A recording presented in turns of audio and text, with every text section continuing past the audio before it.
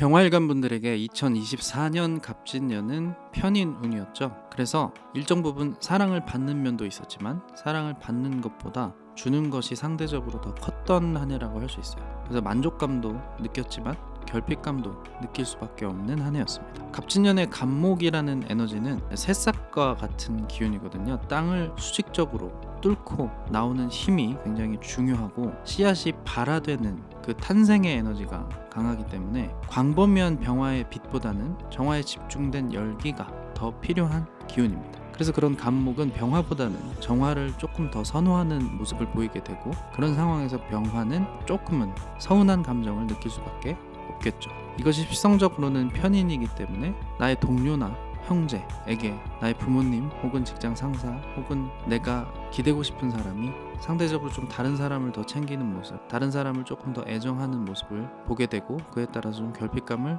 느끼는 한 해였습니다. 하지만 을사년은 천간의 에너지가 갑목에서 을목으로 바뀌게 되고, 을목은 십성적으로 정인에 해당하죠. 그래서 결핍감보다 충만감이 더 많아지는, 그래서 만족감이 커질 수 있는 한 해가 될 겁니다. 을목은 병화를 통해서 광합성하면서 에너지를 생성하는데요. 병화는 태양과 같은 에너지죠. 태양이 빛을 비추는 동기는 만물이 더 높이 그리고 더 많이 드러나게 하는 거예요. 이에 반응해서 을목은 유연하게 확장하고 성장하면서 그런 병화의 동기를 충족시켜주죠. 십성적으로는 을목이 병화에게 정인에 해당하기 때문에 공동체의 울타리 내에서 사랑과 지원을 받는 작용을 합니다. 그리고 이 정인은 다른 사람들과의 사교 활동보다는 나 자신과 사교하는 활동이기도 한데요. 그래서 독서라든지 아니면 혼자만의 생각이라든지 그러한 것들을 통해서 나와 소통하고 내 내면을 채우는 그런 작용이에요. 그래서 사회적으로나 개인적으로나 내적으로 충만해지는 한 해가 될 가능성이 높은 거죠.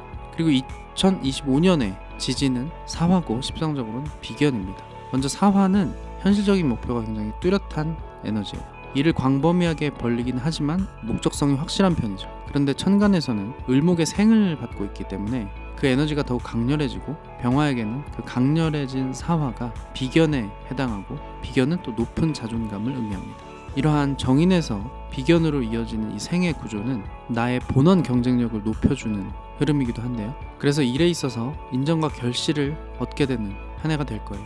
먼저 직장인분들의 경우 정인운이 오게 되면 듣는 귀가 열리게 됩니다. 그리고 공동체의 요구를 부드럽게 수용하는 태도를 가지게 돼요. 그래서 사랑과 인정을 받게 되고, 그러한 것들을 바탕으로 공동체가 수용할 만한 주장들을 하게 되니 주장 관철률도 높아지는 한 해가 될 수 있죠. 그래서 직장인분들의 직장 생활은 만족도가 꽤 높은 한 해가 될 수 있습니다. 그리고 사업자분들은 어떤 진입장벽을 높일 수 있는 한 해가 될 수 있는데요. 경쟁자들에게 높은 진입장벽을 세우려면 문서로서 보장된 권리를 확보하는 것이 중요한데, 이런 정인운은 문서운이라고도 하죠. 그래서 사업자분들이 갖고 있는 기술이나 노하우들을 특허권이라고 하는 법적 권리를 통해서 높은 경쟁력을 만들어낼 수도 있습니다. 그리고 그 특허권이 을목이라는 에너지를 통해서 만들어지기 때문에 그 권리를 통해서 돈을 벌 수도 있는데요.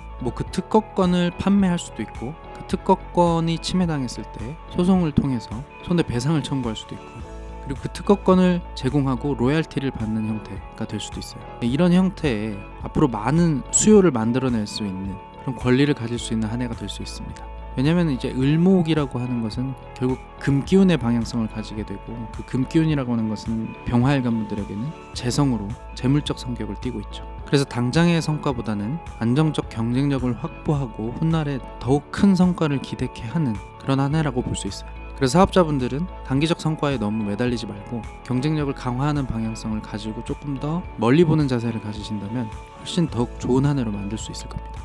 그리고 애정운에 있어서는 여자분들은 아주 행복한 사랑의 운세라고 볼 수 있는데요.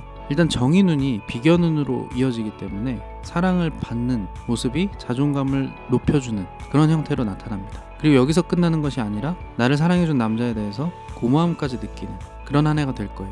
반면에 남자분들은 애정의 방향이 상대 여자보다는 자기 자신에게 쏠리게 되는데요. 그래서 자기의 생각이 강해지고 여자에 대한 통제 성향이 높아지게 됩니다. 그래서 다소간의 마찰이 예상되죠.